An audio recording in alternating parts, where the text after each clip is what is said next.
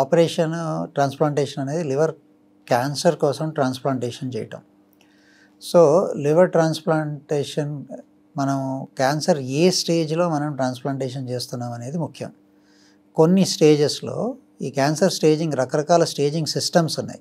1, 2, 3, 4, 5 ABCD అని different కేటగిరీస్లో divide చేస్తారనమాట. మేము ముఖ్యంగా ఫాలో అయ్యేది medical most of the transplant community Barcelona నుంచి వచ్చాయన్నమాట, స్పెయిన్ నుంచి వచ్చాయి. Staging one of the main staging systems Barcelona staging system అని ఉంటుంది. దీంట్లో 5 స్టేజెస్ ఉంటాయన్నమాట.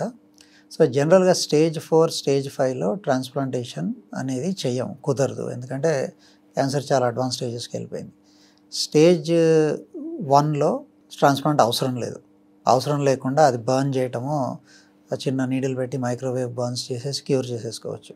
సెకండ్ అండ్ థర్డ్ స్టేజ్లో జనరలీ ట్రాన్స్ప్లాంటేషన్ అనేది చేస్తుంటాం అన్నమాట.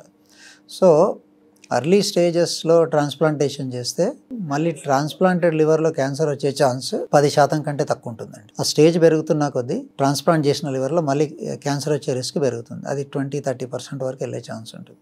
సో మనం కనుక కరెక్ట్గా సెలెక్ట్ చేసుకుంటే, కరెక్ట్గా స్క్రీన్ చేసుకొని అర్లీగా డయాగ్నోస్ చేసుకుంటే ట్రాన్స్ప్లాంటేషన్తో క్యూర్ చేసేసుకోవచ్చు క్యాన్సర్. ఆ 10% రిస్క్ అనేది ఆబ్వియస్లీ ఉంటుంది. 100% క్యూర్, 100% రిజల్ట్స్ అనేవి జనరలీ మెడికల్ సైన్స్లో అట్లాంటి థెరపీస్ ఉండవు.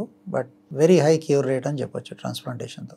మీరు తీసుకునే అదే మందులు, అదే నాణ్యమైన మందులు, కానీ సగం ధరకే. అవును, మెడ్ ప్లస్ బ్రాండ్స్ పై 50-80% తగ్గింపు.